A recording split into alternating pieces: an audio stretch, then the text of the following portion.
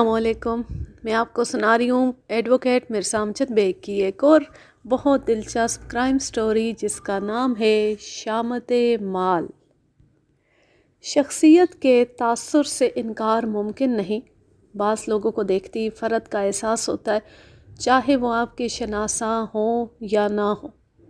उनसे मिलने, बात करने और ताल्लुक़ बढ़ाने को जी चाहता है।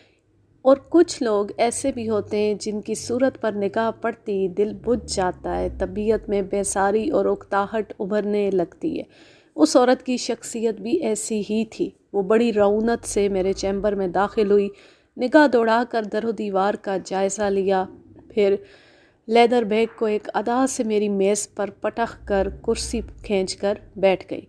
मैंने पेशेवराना मुस्कुराहट से उसका इस्तकबाल किया। जी फरमाइए, मैं आपकी क्या खिदमत कर सकता हूँ। अमूमन जब कोई क्लाइंट मुझसे मिलने आता है तो निगाहों के तबादले के बाद रस्मी अलेक स्लेक का मरहला तय होता है, फिर गुफ्तगू की नौबत आती है। लेकिन उस औरत के अंदाज़ो इतवार ने हेलो हाय की गुंजाइश पैदा ही नहीं होने दी। वकील साहब, क्या नाम है आपका? मिर्ज़ा अमजद बेग। हाँ बेग साहब, खिदमत तो मैं आपकी करूँगी और वो भी आपकी डिमांड के मुताबिक, लेकिन पहले ये मालूम हो जाए आप किस किस्म के वकील हैं। उसका अंदाज़ तबीयत को मुकद्दर और ख़यालात को प्रागंदा करने वाला था, ताहम मैंने अपनी नागवारियत को चेहरे से ज़ाहिर नहीं होने दिया। पब्लिक डीलिंग से मुतल्लिक़ अफराद का हर मिजाज और फितरत के लोगों से वास्ता पड़ता है। मैंने गहरी संजीदगी से पूछा, आपको किस किस्म का वकील दरकार है? ऐसा जो फ़ीस अपनी मर्ज़ी की ले और काम मेरी मर्ज़ी के मुताबिक करे, और इसके साथ ही वो अपने काम का माहिर भी हो, यानी अदालत में अपने क्लाइंट को कामयाबी भी दिला सकता हो। तो फिर मैं यही कहूँगा खातून, आप एक गलत जगह पर आ गई हैं। क्या मतलब? मतलब ये कि मैं आपके मतलूबा वकील के मयार पर पूरा नहीं उतरता। आपकी बयान करता बहुत सी खसूसियात मुझ में नहीं पाई जाती। मैं समझी नहीं, आप क्या कहना चाहते हैं?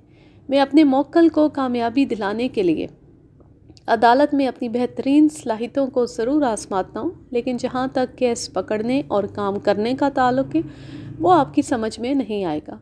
आप समझाएंगे तो ज़रूर समझ में आएगा। मैंने आपकी बहुत तारीफ़ सुन रखी है और मेरा ख़याल है मैं गलत जगह पर नहीं आई। आप स्याह को सफ़ेद और सफ़ेद को स्याह करने के हुनर से वाकिफ़ हैं। बात ख़त्म करती वो मैंने ख़ेज़ अंदाज में मुस्कुराई। उसके बदले हुए अंदाज से ये भी साबित हुआ कि उसे अपने चेहरे के तासरात को तब्दील करने में मलका हासिल था। मैंने नहायत ही साफ़ गोई का मुज़ाहरा करते हुए कहा, अगर वाकई किसी ने इन अल्फाज में मेरी तारीफ़ की है कि मैं स्याह को सफ़ेद और सफ़ेद को स्याह करने का फ़न जानता हूँ, तो यकीनन ऐसा कसीदा गो मेरा कोई बदखा ही होगा। बहरहाल मैं काम अपनी मर्ज़ी और तरीके से करने का आदी हूँ, और फ़ीस तय करते वक्त क्लाइंट की जेब और इस्तिताअत से ज़्यादा केस की नौइयत को देखता हूँ, और तयशुदा फ़ीस हासिल करने के बाद स्याह को स्याह और सफ़ेद को सफ़ेद साबित करने की कोशिश करता हूँ। अगर मेरी बात आपकी समझ में आ गई हो तो अपने मसले के बारे में तफसीलन बताएं। सबसे पहले तो मुझे अपना नाम बताएं। नादरा बेगम, लोग मुझे मिसेज़ हारून भी कहते हैं। हारून का इंतकाल हुए चंद साल हो गए हैं, लेकिन बहरहाल इससे कोई फ़र्क नहीं पड़ता। फ़र्क नहीं पड़ता कि अल्फाज उसने ऐसे अदा किए थे जैसे उसका इशारा इंतकाल की बजाय अपने शोहर की ज़िंदगी के किसी आम वाक़े की तरफ हो। नादरा बेगम की उम्र 55 से ऊपर थी, सेहत ना ज़्यादा अच्छी और ना ज़्यादा ख़राब। वो इस वक्त फ़िरोज़ी रंग की कामदार बनारसी साड़ी में मलबूस थी। उम्र को कम करने के लिए उसने अच्छा खासा मेकअप भी थोप रखा था। इसके अलावा कोई कम अज़ कम आधा किलो सोना भी उसके जिस्म पर लदा हुआ था। नादरा बेगम ने अपनी शख्सियत को धांसू बनाने के लिए जिस अंदाज में हद से ज़्यादा ज़ेवरात पहन रखे थे, उनको देखती फ़ौरी तौर पर यही लफ्ज़ जहन में उभरता था कि वो ज़ेवर लदा हुआ था। उसके हाथों की 8 उंगलियां यानी अंगूठों को छोड़ के निस्फ दर्जन से ज़्यादा जड़ाऊ तिलाई अंगूठियां मौजूद थीं। वो मुझसे बात करते हुए अपनी एक ऐसी ही अंगूठी से खेल भी रही थी। میری نگاہ اس کے سراپے کا احاطہ کر چکی تو میں نے کہا، اب آپ اپنا مسئلہ بھی بتا دیں، میں ہمتاً گوش ہوں۔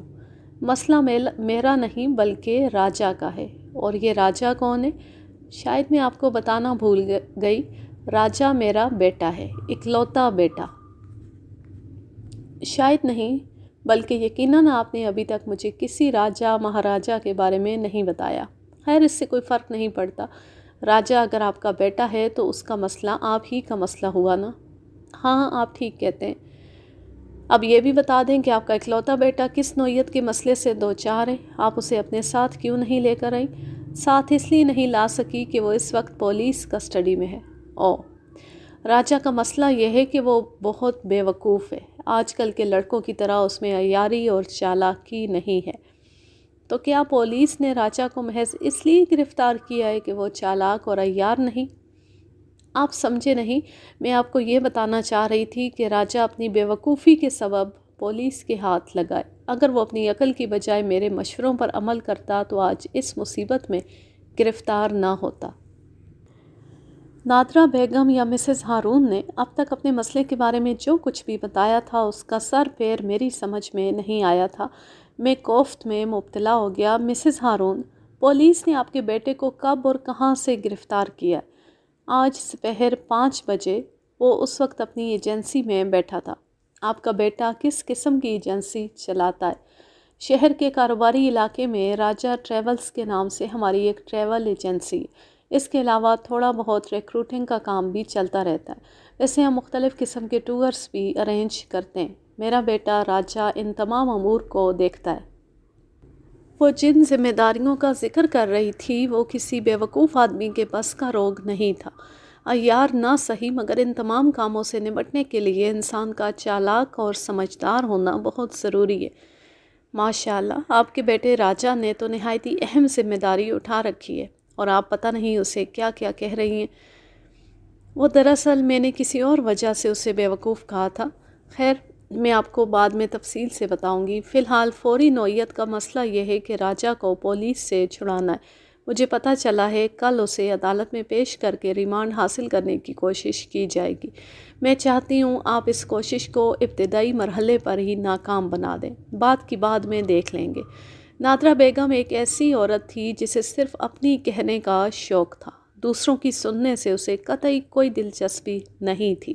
میں راجا کے بے وقوف ہونے کے حوالے سے گھما پھرا کر اسے جس طرف لایا تھا وہ ایک پل وہاں نہیں ٹھہری تھی، بلکہ کنی کاٹ کر دوسری جانب نکل گئی تھی۔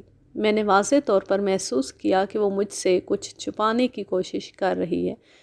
جب کوئی شخص اپنے بیان میں کسی قسم کی ملاوٹ کرتا ہے، حقائق کو چھپاتا ہے یا بگاڑ کر پیش کرنے کی کوشش کرتا ہے، متعلقہ موضوع سے بدک کر کہیں اور پہنچ جاتا ہے، تو اس کا مطلب یہی ہوتا ہے کہ وہ جھوٹ بول رہا ہے۔ ڈاکٹر اور وکیل سے جھوٹ بولنے والا شخص ہمیشہ نقصان میں رہتا ہے۔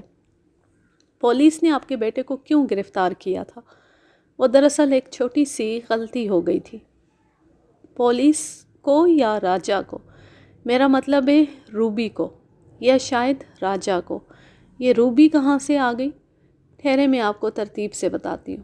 بیگ صاحب، قصہ کچھ یوں ہے کہ آج دوپہر راجا کی گاڑی کا ایکسیڈنٹ ہو گیا ہے۔ ایک لڑکی بھاگ کر سڑک پار کر رہی تھی کہ راجا کی گاڑی کی لپیٹ میں آ گئی۔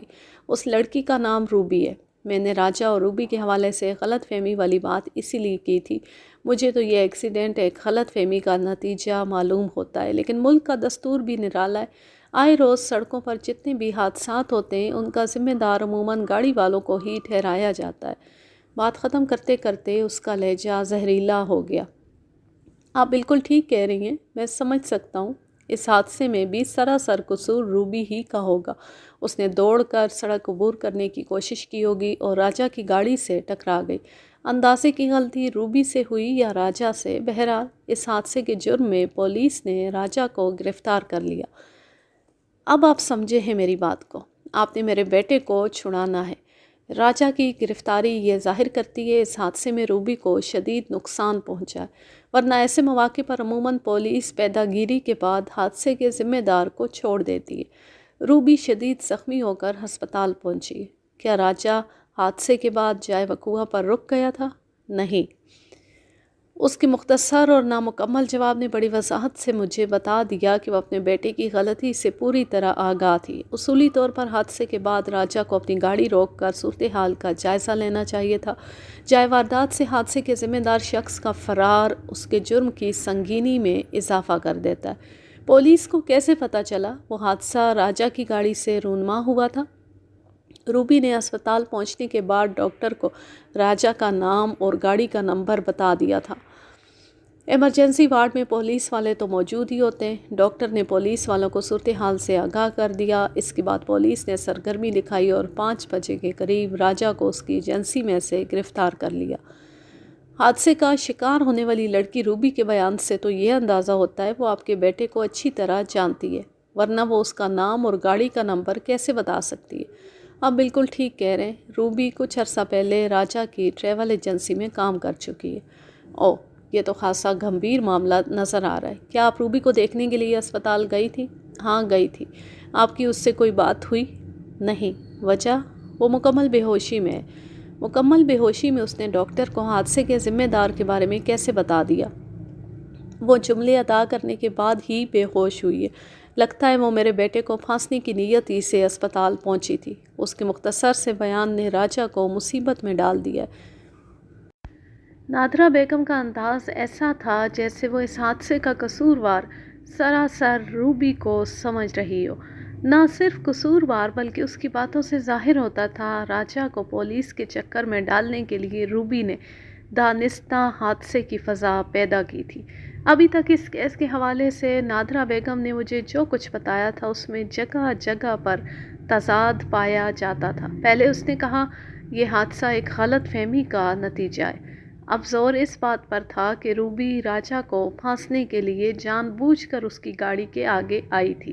اگر واقعی ایسا تھا تو پھر یہ معاملہ سنگین صورت اختیار کر جاتا، کیونکہ نادرہ کے مطابق روبی کچھ عرصہ پہلے راجہ کی ٹریول ایجنسی میں کام بھی کر چکی تھی۔ وہ شدید زخمی حالت میں اسپتال پہنچی تھی اور ڈاکٹر کو راجہ اور اس کی گاڑی کے بارے میں بتا کر بے ہوش ہو گئی تھی۔ یہ صورتحال معاملے کی سنگینی کو کئی گنا بڑھا دیتی تھی۔ اس بارے میں سوچتے ہوئے میرے ذہن میں ایک فوری خیال نے سر اٹھایا، کہیں یہ اقدام قتل کی واردات تو نہیں؟ کس سوچ میں ڈوب گئے بیگ صاحب؟ اس نے خاصی بے تکلفی سے مجھے بیگ صاحب کہہ کر مخاطب کیا تو میں اس عورت کے حوالے سے اور زیادہ محتاط ہو گیا۔ جس ماں کا اکلوتا بیٹا پولیس کی حراست میں ہو وہ اس موقع پر ایسی بے تکلفی کا مظاہرہ نہیں کر سکتی۔ اس کے انداز سے کوئی بڑی گڑبڑ جھلکتی تھی۔ میں نے اس کی طرف متوجہ ہوتے ہوئے جواب دیا، میں آپ ہی کے مسئلے کے بارے میں سوچ رہا ہوں۔ مجھے یقین ہے آپ نے راجہ کو اس مصیبت سے نکالنے کا کوئی راستہ تلاش کر لیا ہوگا۔ کوشش کر رہا ہوں، میں نے گول مول جواب دیا۔ اس نے میری میز پر رکھے ہوئے اپنے لیدر بیگ کی طرف ہاتھ بڑھایا، پھر اس کی زپ کھول کر 50 والے نوٹوں کا ایک پیکٹ باہر نکال لیا۔ اس پیکٹ پر بینک کی مخصوص سلپ اور مہر لگی ہوئی تھی، جس کا مطلب تھا پیکٹ میں سے ابھی ایک بھی نوٹ نکالا نہیں گیا۔ وہ پورے 5000 روپے والی گڈی تھی۔ یہ ٹوکن رکھ لیں، باقی بعد میں دیکھیں گے۔ اس کا انداز ایسا تھا جیسے وہ کسی وکیل کے دفتر میں نہیں بلکہ کسی اسٹیٹ ایجنسی میں بیٹھی ہو اور کسی جائیداد کی خرید کے سلسلے میں مجھے بیانہ دے رہی ہو۔ میں نے نوٹوں کی طرف ہاتھ نہیں بڑھایا تو اس نے وہ گڈی میرے سامنے میز پر رکھ دی۔ میں فیس دے کیے بغیر کسی کلائنٹ سے رقم نہیں پکڑتا، اور یہ ٹوکن ووکن یہاں نہیں چلتا مسز ہارون۔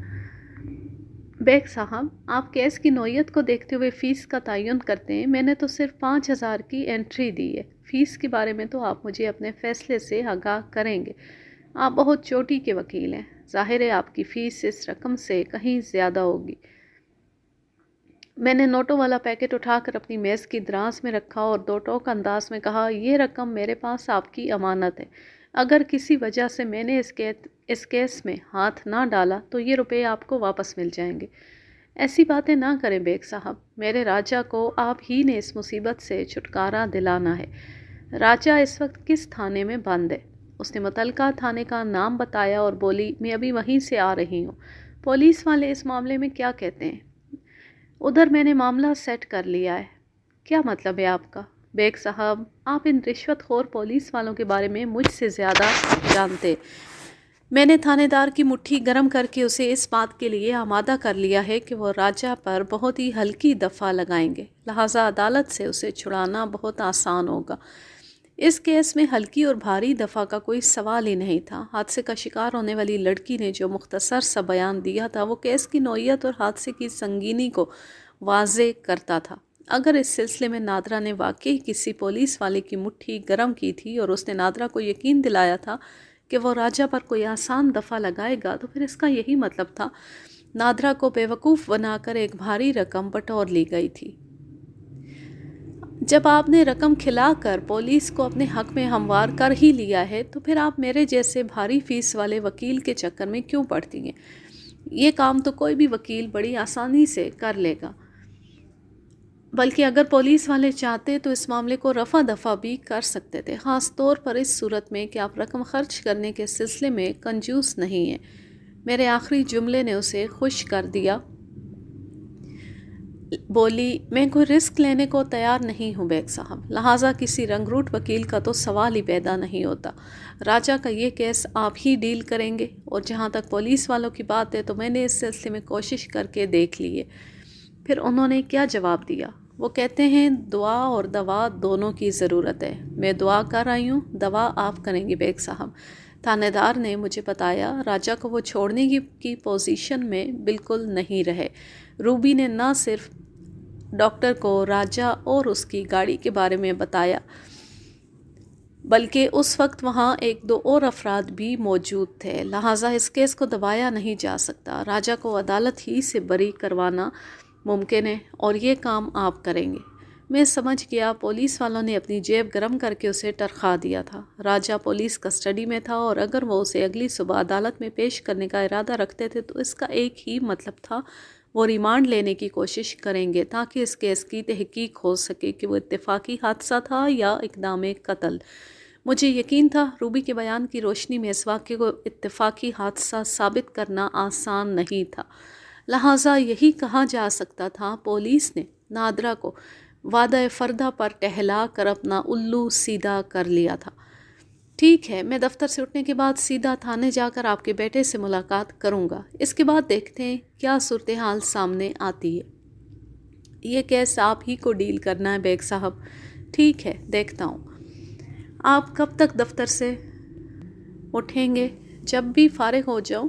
باہر انتظار گاہ میں بیٹھے ہوئے لوگوں کو نمٹانا ضروری ہے۔ اس نے ایک مرتبہ پھر اپنا بیگ کھولا اور اس میں سے ایک وزٹنگ کارڈ نکال کر میری جانب بڑھا دیا۔ آپ راجہ سے ملاقات کر لیں تو مجھے گھر کے نمبر پر فون کر لیجئے گا، میں آپ کی کال کی بڑی شدت سے منتظر رہوں گی۔ میں نے کارڈ پر ایک نگاہ دوڑائی۔ وہ راجہ ٹریولز کے حوالے سے نادرہ بیگم کا تعارفی کارڈ تھا جس میں اس کا عہدہ چیف ایگزیکٹو کا تھا۔ دراصل یہ ٹریول ایجنسی ہارون نے اپنی زندگی میں قائم کی تھی۔ راجہ بھی اپنے باپ کے ساتھ کام کرتا تھا، لیکن ہارون کے انتقال کے بعد ساری ذمہ داری اس کے کندھوں پر آ گئی۔ لیکن اللہ کا شکر ہے ہمیں کسی پریشانی کا سامنا نہیں کرنا پڑا۔ ہارون نے کام کو اس طرح سیٹ کر رکھا تھا کہ راجہ کو کوئی دشواری پیش نہیں آئی۔ میں عملاً ایجنسی کے کسی کام میں نہیں ہوں، بس راجہ کے اصرار پر میں نے یہ اعزازی عہدہ قبول کر لیا تھا۔ اس کا اشارہ چیف ایگزیکٹو والے عہدے کی طرف تھا۔ میں نے مذاق کے رنگ میں کہہ دیا، مگر اس پر کہیں لکھا ہوا نہیں؟ میرے نام کے نیچے لکھا ہوا تو ہے۔ ہاں، چیف ایگزیکٹو لکھا تو دکھائی دے رہا ہے، پھر اس عہدے کے ساتھ اعزازی کہیں لکھا نظر نہیں آ رہا۔ وہ مسکرا دی۔ بیگ صاحب، آپ بڑا معیاری مذاق کرتے ہیں۔ آپ کی اس بات نے مجھے خاصا محظوظ کیا۔ کمال ہے، میں نے ایک سنجیدہ بات کی ہے اور آپ اسے مذاق سمجھ رہی ہیں۔ یہ پہلے سے بھی زیادہ سنجیدہ مذاق ہے۔ شاید آپ کو معلوم نہیں، مختلف رسائل و جرائد کے اداراتی صفحے پر اسی قسم کی ایک پوسٹ ہوتی ہے جہاں بڑے واضح حروف میں مدیر اعزازی لکھا ہوتا ہے۔ اس عہدے کا حامل شخص بھی عملاً پرچے کے کسی کام میں نظر نہیں آتا، لیکن بہرحال نہایتی پابندی کے ساتھ اس کا نام اداراتی پینل میں موجود رہتا ہے۔ آج تک یہ فیصلہ نہیں ہو سکا کہ آیا وہ شخص اس پرچے کے لیے باعث اعزاز ہوتا ہے یا پھر اس کی عزت و توقیر پرچے کی مرہون منت۔ یہ بات واقعی مجھے معلوم نہیں تھی۔ دراصل میں رسائل وغیرہ نہیں پڑھتی ہوں۔ میں نے سنا ہے ہمارے ملک کے رسائل بڑے فضول اور بیہودہ کہانیوں کو شائع کرتے ہیں۔ ایسی کوئی بات نہیں، جس طرح ایک ہاتھ کی پانچوں انگلیاں برابر نہیں ہوتی، اس طرح ہمارے ملک میں شائع ہونے والے تمام رسائل و جرائد غیر معیاری نہیں ہیں۔ معیاری رسائل کا مطالعہ بہت مفید اور ضروری ہوتا ہے۔ ٹھیک ہے، آپ مجھے چند معیاری رسائل کے نام بتا دیجئے، میں انہیں ٹرائی کر کے دیکھوں گی۔ اس کی عدم دلچسپی کو دیکھتے ہوئے میں نے رواداری میں کہہ دیا، پھر کبھی آپ کو بتاؤں گا۔ اپنا وزٹنگ کارڈ اسے تھما دیا، یہ رکھ لیں، اس پر میرے گھر اور آفس کے فون نمبرز موجود ہیں۔ اس کے بعد وہ میرے دفتر سے رخصت ہو گئی۔ راجہ کا پورا نام جاوید راجہ تھا، عمر لگ بھگ 30 سال رہی ہوگی، قد 5 فٹ 10 انچ، جسم مائل بفربی اور شکل و صورت اوسط درجے کی۔ اس نے اپنی آنکھوں پر نظر کا چشمہ لگا رکھا تھا جس کا نمبر 3 سے اوپر کا تھا۔ میں آزمودہ کار طریقے اپنا کر اس سے ملاقات کرنے حوالات تک پہنچ گیا۔ میں نے اسے مخاطب کیا تو اس نے بیزاری سے میری طرف دیکھا۔ وہ اس وقت حوالات کے ٹھنڈے فرش پر اکڑوں بیٹھا ہوا تھا۔ میرا نام مرزا امجد بیگ ہے، میں ایک ایڈوکیٹ ہوں، تمہاری والدہ نے مجھے تمہارا وکیل مقرر کیا۔ او وکیل صاحب! یہ الفاظ عطا کرتے ہوئے وہ بڑی وارفتگی سے آگے بڑھا۔ انداز ایسا ہی تھا جیسے وہ مجھ سے بخل گیر ہونے کا ارادہ رکھتا ہو، لیکن حوالات کی آئینی سلاخوں نے اس کے ارمانوں کا سوا ستیہ ناس کر دیا۔ بہرحال اس نے سلاخوں میں سے ہاتھ گزار کر مجھ سے پرجوش مصافحہ کیا اور جذباتی لہجے میں بولا، ممی نے مجھ سے کہا تھا وہ کسی وکیل سے میرے سلسلے میں بات کریں گی، پھر پولیس والے مجھے چھوڑ دیں گے۔ راجہ، پولیس والے جس کو پکڑ لیتے ہیں اسے پھر عدالت سے چھڑایا جاتا ہے۔ تمہیں اپنی آزادی کے لیے تھوڑا صبر کرنا پڑے گا۔ مگر ممی نے کہا تھا فکر و پریشانی والی کوئی بات نہیں۔ تمہاری ممی نے بھی کچھ غلط نہیں کہا تھا، وہ تمہاری رہائی کے لیے ہر ممکن کوشش کر رہی ہیں۔ ممی نے مجھے بتایا ہے تھانے والوں نے ان سے معاملہ طے کر لیا ہے، عدالت کے مسائل کو آپ دیکھ لیں گے۔ وکیل صاحب، آپ مجھے عدالت سے رہا کروا لیں گے نا؟ میں اپنی پوری کوشش کروں گا، لیکن اس کے لیے میری ایک شرط ہوگی۔ ہاں ہاں، جلدی بتائیں، آپ کس شرط کی بات کر رہے؟ میں نے گہری نگاہ سے اس کا جائزہ لیا، وہ مجھے کہیں سے بھی بے وقوف نظر نہیں آیا، تاہم میں نے یہ ضرور محسوس کیا کہ وہ عدم اطمینان کا شکار تھا۔ اس کے اندر مجھے اعتماد کا فقدان نظر آیا، اور میرا خیال ہے اس کی شخصیت اور ذات کی یہ کمی مسز ہارون کی مہربانی ہی کا نتیجہ تھی۔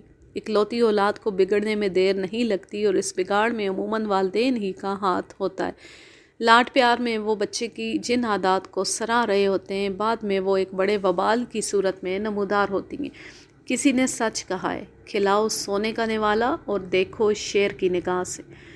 جاوید راجہ کی شخصیت میں مجھے جو خامی نظر آئی وہ یقیناً اس کے والدین ہی کی دین تھی۔ میں نے اس کی آنکھوں میں دیکھتے ہوئے گہری سنجیدگی سے کہا، شرط بہت معمولی نوعیت کی ہے۔ وعدہ کرو تم سے جو بھی سوال کروں تم اس کا بالکل درست جواب دو گے۔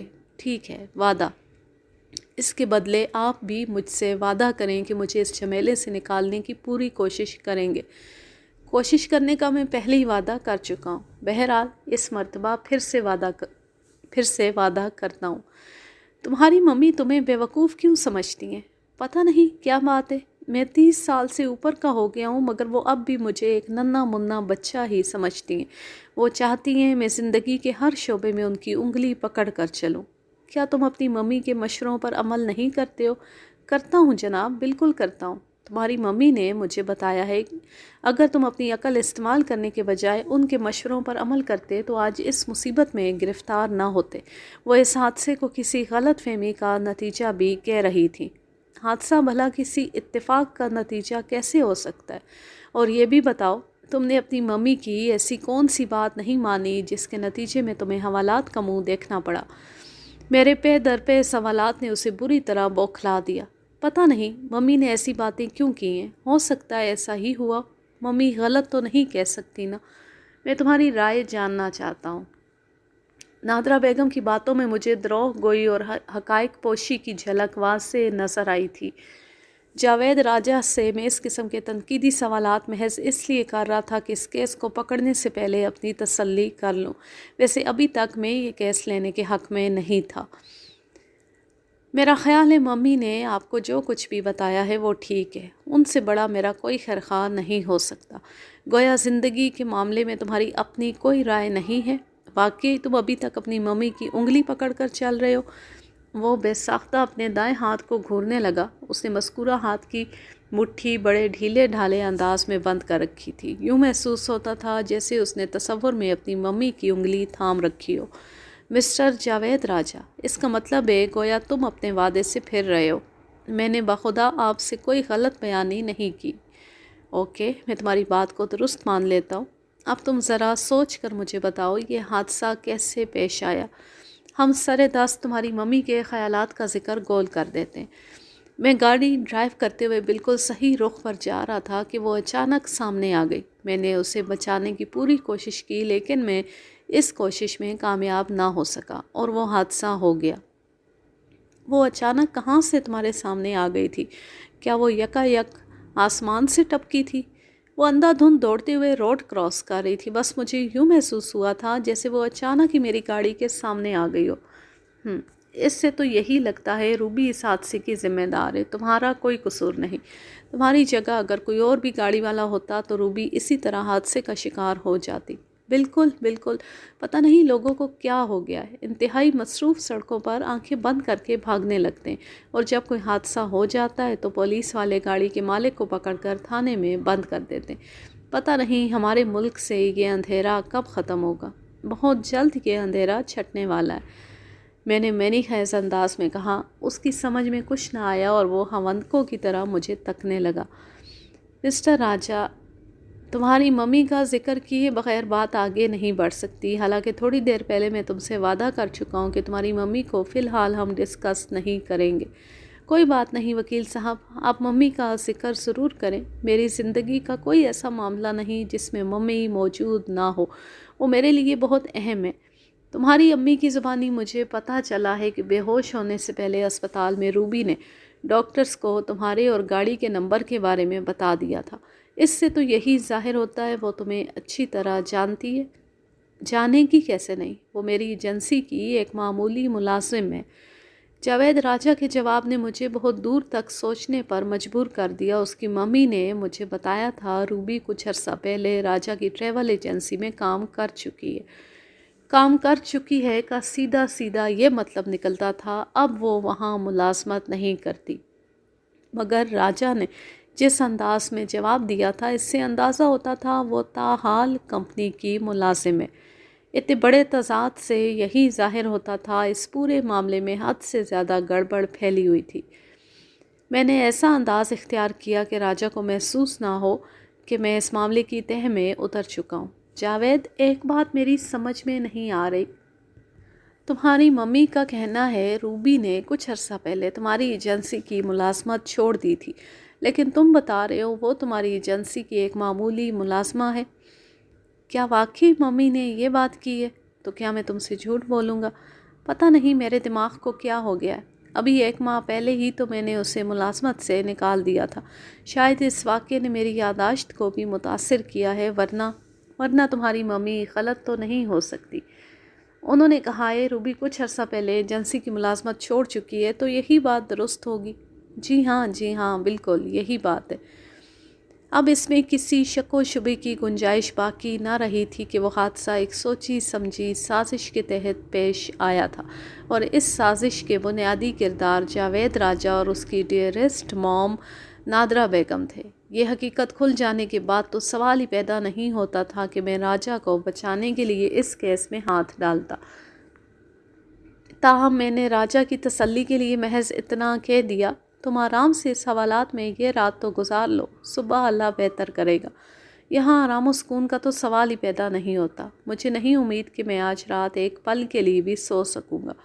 کوئی بات نہیں راجہ، دکھ اور پریشانی بھی زندگی کا ایک روپ ہے، انہیں ہنسی خوشی ویلکم کرنا چاہیے۔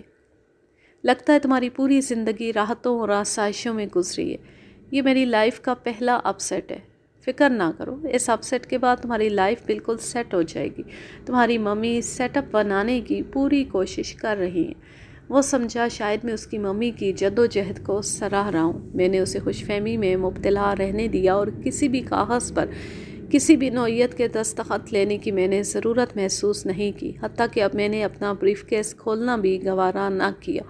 میں جانے کے لیے مڑنے لگا تو اس نے ایک مرتبہ پھر حوالات کی سلاخوں میں سے ہاتھ باہر نکالا۔ وہ مجھ سے رخصتی مصافحہ کرنا چاہتا تھا۔ میں نے نرم جوشی سے اس کا ہاتھ تھام لیا۔ وہ بڑی مضبوطی سے میرے ہاتھ کو تھام کر جذباتی لہجے میں بولا، وکیل صاحب، میں نے آپ سے بڑی توقعات باندھ لی ہیں۔ اسی وقت عقب سے ایک کانسٹیبل کی کھردری سی آواز ابھری، آپ ہماری نوکری تیل کرنے کے چکر میں کیوں پڑے؟ تھوڑا بہت عدالت کے لیے بھی بچا لیں۔ کیا سب کچھ یہی پوچھ لیں گے؟ بات ختم کرتے ہوئے وہ ہمارے نزدیک پہنچ گیا۔ یہ وہی ضرورت مند کانسٹیبل تھا جسے میں نے بابائے قوم کی جھلک دکھا کر حوالاتی سے علیحدگی میں ملاقات کے لیے ہموار کیا تھا۔ اس دوران وہ حوالات کے دوسرے سرے پر دروازے کے پاس کھڑا رہا تھا۔ میں نے طنزیہ لہجے میں کہا، اگر ہماری بات سے تمہاری نوکری تیل ہوتی ہے تو ناراض ہونے کی بجائے تمہیں خوشی کا اظہار کرنا چاہیے۔ نوکر سے بہتر ہے آدمی تیل والا ہو جائے۔ تم جانتے ہو تیل والے اس ملک میں کتنے آسودہ ہیں۔ وکیل صاحب، آپ بڑا مشکل مخول کرتے ہیں۔ ادھر انچارج صاحب نے میرا خون پی رکھا ہے۔ اچھا، یہ تمہارے انچارج صاحب کب سے خون نوش ہو گئے؟ او جی، سمجھا کرے نا، میں نے اس جہنم کی آگ کو تھوڑا بہت ٹھنڈا کرنے کے لیے آپ کو حوالاتی سے تنہائی میں بات چیت کرنے کا موقع دے دیا۔ ادھر انچارج صاحب اس بات پر خفا ہیں، وہ آپ کو فوراً بلا رہے ہیں۔ اس کانسٹیبل کی توند غیر معمولی طور پر ابھری ہوئی تھی۔ جب اس نے پیٹ پر ہاتھ پھیرتے ہوئے جہنم کی آگ کا ذکر کیا تو یوں محسوس ہوا جیسے وہ کسی گناہ کو پروان چڑھانے کے لیے مٹھی چاپی کر رہا ہو۔ چلو بھائی، تمہارے انچارج صاحب سے بھی مل لیتے ہیں۔ میں نے انچارج کے کمرے میں قدم رکھا تو وہ حیرت سے بولا، بیگ صاحب، آپ کیوں؟ آپ کسی اور وکیل کی توقع کر رہے تھے؟ نہیں، آئیں بیٹھیں، تشریف رکھیں۔ آپ نے ملزم سے ملاقات کر لی؟ ادھر کی کیا خبریں؟ مذکورہ تھانے دار مجھے اچھی طرح جانتا تھا، اس لیے انسانیت سے پیش آ رہا تھا، ورنہ ہما شما وکیل کو تھانے والے زیادہ لفٹ نہیں کراتے۔ جناب، آپ نے اسے مہمان بنایا، خبریں بھی آپ ہی کو معلوم ہوں گی۔ مجھے تو بندہ بچتا ہوا نہیں لگتا۔ اس کی بات سن کر مجھے حیرت ہوئی۔ میں اس کے برخلاف جواب کی توقع کر رہا تھا۔ نادرہ بیگم نے بڑے دعوے سے کہا تھا، اس نے تھانے دار کی مٹھی گرم کر کے معاملہ فٹ کر لیا۔ پولیس اس کے بیٹے کو پورا فیور دے گی، بس مجھے عدالت میں اس کی بریت کے لیے تھوڑا زور مارنا ہوگا۔ مگر تھانے دار اپنے منہ سے راجا کے نہ بچنے کی بات کر رہا تھا۔ یہاں پر اچھا خاصا تضاد پیدا ہو گیا تھا۔ اس بندے نے ایسا کیا کر دیا جو آپ کو اس کے بچاؤ کی کوئی صورت نظر نہیں آ رہی؟ یہ سیدھا اقدام قتل کا کیس ہے۔ اچھا، وہ کیسے؟ ملزم نے دانستہ اس لڑکی کو اپنی گاڑی سے کچلنے کی کوشش کی ہے۔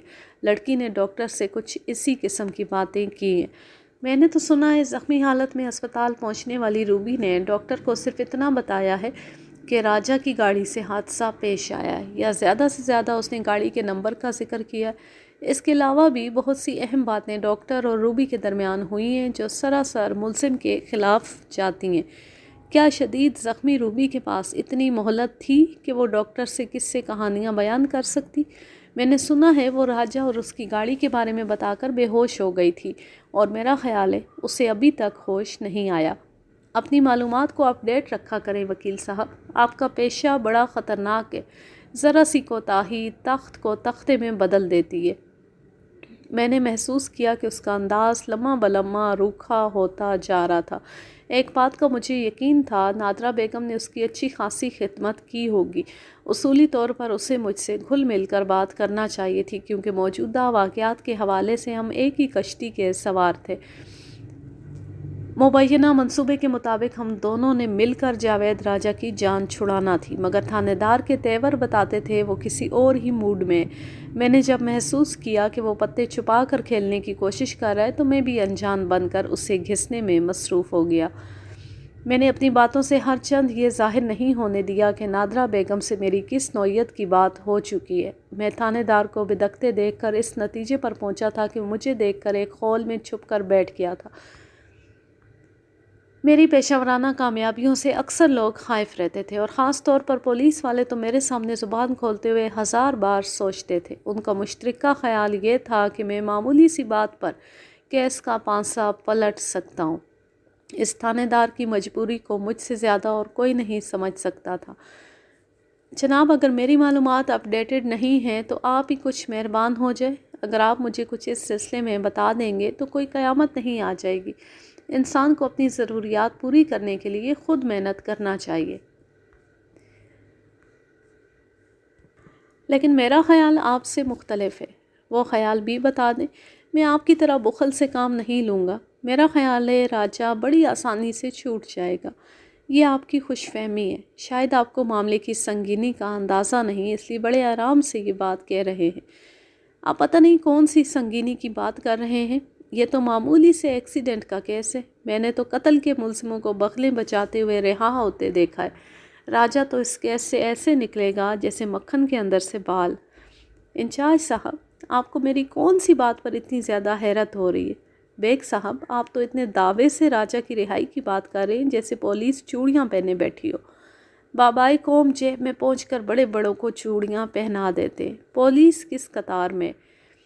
کیا مطلب ہے آپ کا؟ کیا مطلب بھی مجھے ہی سمجھانا ہوگا؟ آپ بڑی اکھڑی اور الجھی ہوئی باتیں کر رہے ہیں۔ آپ سلیس اردو میں بیان کر رہے ہیں نا؟ پہلے آپ نے کہا کہ راجہ اس معمولی سے کیس سے بآسانی چھوٹ جائے گا، پھر آپ ملزم کی بے بسی کی کہانی سنانے میں لگ گئے۔ اگر ہم نے ملزم کو اتنی آسانی سے چھوڑنا ہوتا تو گرفتار کر کے حوالات میں ہی کیوں ڈالتے؟ اس قسم کی ڈرامے بازی کی بھی تو ضرورت ہوتی ہے تاکہ مصیبت زدہ شخص کے لواحقین کی جیب کو ہلکا کیا جا سکے۔ آپ ہم پر رشوت کا الزام لگا رہے ہیں۔ پہلے بھی آپ نے کرنسی نوٹوں کے سلسلے میں بابائے قوم کا ذکر کیا۔ آپ کا کیا خیال ہے؟ میرا دعویٰ بے بنیاد ہے؟ بالکل سراسر بے بنیاد۔ ہم نے راجہ کے سلسلے میں اس کی ماں سے ایک دھیلا بھی نہیں لیا۔ اس نے راجہ کی ماں کا حوالہ دیا تو مجھے یقین ہو گیا وہ نادرہ بیگم سے ایک تگڑی رقم پٹور چکا ہے۔ میں نے ملزم کے لواحقین کا ذکر کیا تھا۔ اگر اس نے واقعی ایک پیسہ وصول نہ کیا ہوتا تو وہ خاص طور پر اس کی ماں کا تذکرہ نہ کرتا۔ آپ کے انکار سے کیا فرق پڑتا ہے انچارج صاحب؟ وہ مجھے 5,000 ایڈوانس میں دے گئی ہے اور اس کا دعویٰ ہے 10,000 آپ کو دینے کے بعد ہی وہ میرے پاس پہنچی ہے۔ آپ نے ہی اسے کسی وکیل کی خدمات حاصل کرنے کا مشورہ دیا ہے۔ کیا آپ مسز ہارون کی بات کر رہے ہیں؟ جی ہاں، یہ بڑی جھوٹی عورت ہے۔ کس سلسلے میں وہ جھوٹی ہے انچارج صاحب؟ کچھ نہیں، میں کچھ اور سمجھا تھا۔ آپ بالکل ٹھیک سمجھے انچارج صاحب۔ اب پردے سے باہر آ جائے۔ میں تو سارے پتے سامنے رکھ کر کے کھیل رہا ہوں۔ جب میں نے نادرہ بیگم سے 5,000 روپے وصول کرنے کا اقرار کر لیا ہے تو آپ بھی 10,000 کی وصولی کی رسید دے دیں۔ یہ مت بھولیں کہ اس وقت ہم ایک ہی کشتی میں سوار ہیں۔ ہمیں آپس کے پیشہ ورانہ اختلافات کو بھلا کر اپنے مقصد پر نظر رکھنی چاہیے۔ کیا سمجھے آپ؟ میں نے لفظ مقصد پر خصوصی زور دیا۔ بیگ صاحب، آپ سے کوئی معاملہ کرتے ہوئے بڑا محتاط رہنا پڑتا ہے۔ پتہ نہیں کس وقت آپ کون سا داؤ مار جائیں۔ بہرحال اب مجھے یقین ہو گیا ہے آپ ہمارے ساتھ ہیں، تو گویا آپ نادرہ بیگم سے 10,000 روپے وصول کرنے کا اقرار کرتے ہیں۔ اس سلسلے میں میرا موقف اب بھی وہی ہے۔ وہ عورت سراسر جھوٹ بول رہی ہے۔ 5 دے کر 10 بتا رہی ہے۔ اوہ، پھر تو وہ واقعی جھوٹ بول رہی ہے۔ یا ہو سکتا ہے مجھے سننے میں غلطی ہو گئی ہو۔ نادرہ بیگم نے 5,000 کہا ہو اور میں نے 10,000 سمجھا ہو۔ بیگ صاحب، آپ بڑے چالاک ہیں۔ چور چوری سے جاتا ہے مگر ہیرا پھیری سے نہیں۔ آپ نے بھی مجھ سے رشوت کی رقم اگلوانے کے لیے ایک جھوٹ کا سہارا لیا ہے۔ تاہم اس نے زبان سے ایک لفظ ادا نہ کیا، محض مجھے گھور کر رہ گیا۔ میں نے دوستانہ فضا کو قائم و دائم رکھنے کی غرض سے کہا، ویسے کتنی عجیب بات ہے انچارج صاحب۔ نادرہ بیگم نے ایک ہی مقصد کے لیے 2 پارٹیوں کو 5-5 ہزار کی رقم ادا کی، مگر آپ تک پہنچنے والی رقم رشوت کہلائے گی اور مجھے ملنے والے 5,000 روپے فیس میں شمار ہوں گے۔ رشوت اور پولیس کو عوام نے اس طرح ایک دوسرے سے نتھی کر دیا ہے کہ اگر ہم کسی شخص سے اپنی دی ہوئی رقم بھی واپس لیتے ہوئے دیکھ لیے جائیں تو یہی سمجھا جاتا ہے کہ ہمیں رشوت دی جا رہی ہے۔ اب عوام کے اس عمومی تاثر کو ختم کرنے کی کوشش کیوں نہیں کرتے؟ آپ جیسے تجربہ کار وکیل اگر ہمارا ساتھ دینے پر آمادہ ہو جائیں تو ایسی کوشش کے بارے میں سوچا جا سکتا ہے۔ دیکھتے ہیں آج کے بعد کیا ہوتا ہے۔ تعاون باہمی کے بارے میں پھر کبھی تفصیل سے بات کریں گے۔ ابھی تو آپ مجھے یہ بتائیں اس کیس کی کیا صورتحال ہے؟ میں نے تھانے دار کو یقین دلا دیا تھا کہ اس کیس میں میں پوری طرح اس کے ساتھ ہوں، لہٰذا وہ بھی ڈھکا چھپا انداز ترک کر کے پٹڑی پر آ گیا۔ نہایت ہی سادگی سے بولا، صورتحال بہت واضح ہے۔ ہم رسمی سی کارروائی کے لیے کل صبح راجہ کو عدالت میں پیش کریں گے۔ آپ اپنے زور خطابت پر اس واقعے کو اتفاقی حادثہ ثابت کرنے کی کوشش کریں۔ تھوڑی جرح بحث کے بعد عدالت اس فیصلے پر پہنچے گی کہ راجہ کو ایک معقول جرمانے کے بعد بری کر دیا جائے گا۔ اللہ خیر صلاح۔ اس طرح ہم نے نادرہ بیگم سے جو رقم وصول کی ہے وہ بھی حلال ہو جائے گی۔ ہم اپنی طرف سے راجہ کو سزا دلوانے کی کوئی سنجیدہ کوشش نہیں کریں گے۔ دوسری طرف جب آپ جیسا تجربہ کار اور ماہر وکیل ہوگا تو راجہ کے چھوٹنے میں کسی دقت کا سامنا نہیں کرنا پڑے گا۔